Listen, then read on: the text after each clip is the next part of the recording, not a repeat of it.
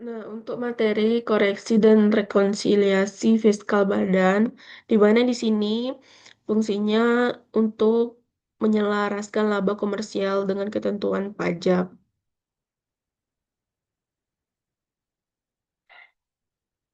Ini untuk koreksi dan rekonsiliasi fiskal itu,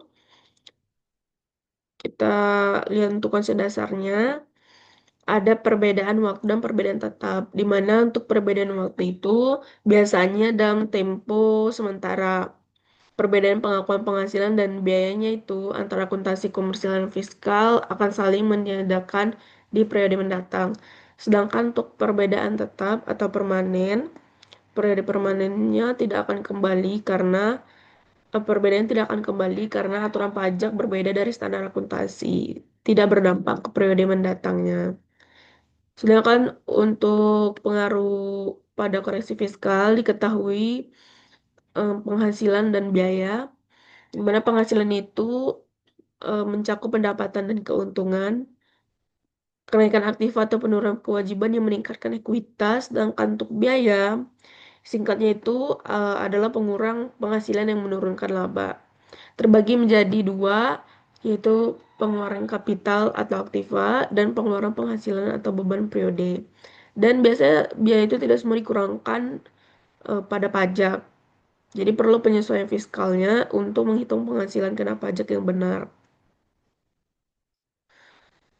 Di sini ada dijelaskan juga beda tetap versus beda waktu dalam koreksi fiskal. Untuk beda tetapnya itu, biaya atau penghasilannya itu tidak diakui secara fiskal. Contohnya biaya tidak diperkenankan pendapatan final. Sedangkan untuk beda waktu, perbedaan metode pengakuan akuntansinya dan fiskalnya itu berbeda. Untuk contohnya misalnya penyusutan, penilaian persediaan, cadangan piutang. Nah, dikenal juga basis kas dan accrual kas dalam pengakuan penghasilan. Kita sudah tahu basis kas dan basis accrual ini. Dan perbedaan inilah yang menyebabkan selisih pengakuan antara akuntansi dan pajak. Maka diperlukan koreksi fiskal agar perhitungan pajak menjadi tepat. Dan tidak semua penerimaan akuntansi itu bisa dianggap sebagai penghasilan menurut pajak. Begitu juga dengan sebaliknya. Nah, untuk jenis koreksi fiskal ada koreksi positif dan negatif. Untuk koreksi fiskal positif, efeknya menambah laba fiskal. Penyebabnya biayanya itu diakui secara akuntansi, tapi tidak boleh dikurangkan pajak. Contohnya denda atau biaya pribadi. Nah, untuk koreksi fiskal negatif itu, dia posisinya mengurangi laba fiskal. Penyebabnya penghasilannya itu sudah dikenai pajak final atau bukan objek pajak.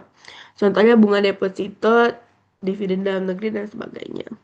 Tujuannya untuk menghindari pajak berganda dan akurasi laba fiskal. Untuk perbedaan koreksi fiskal permanen dan temporer, kalau untuk koreksi fiskal permanen itu sifatnya tetap, sedangkan untuk koreksi fiskal temporer itu sifatnya sementara. Nah, untuk rekonsiliasi fiskal badan itu, ketentuan pajaknya untuk perhitungan PPh badan yang lebih akurat. Atau bisa disebut juga penyesuaian laba, laporan komersial sesuai dengan aturan pajak. Tujuannya apa? Untuk memastikan perhitungan PPh badannya yang tepat. Oke, langkah-langkahnya di sini ada identifikasi, klasifikasi dokumentasi, menyusun tabel rekonsiliasi, dan menetapkan laba fiskal. Nah, ini ada perbedaan antara rekonsiliasi fiskal dan koreksi fiskal.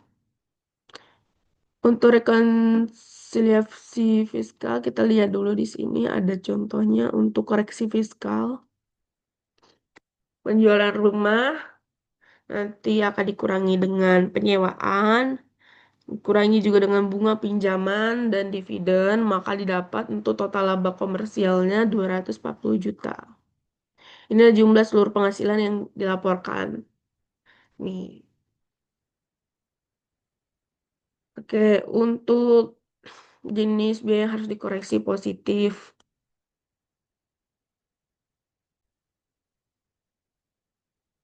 Misalnya biaya natura karyawan, sumbangan, sanksi perpajakan, dan sebagainya. Sedangkan untuk contoh perhitungan rekonsiliasi fiskal, di sini ada di PT Maju Jaya Abadi, ada laba komersil yang dilaporkan di awalnya itu 520 juta.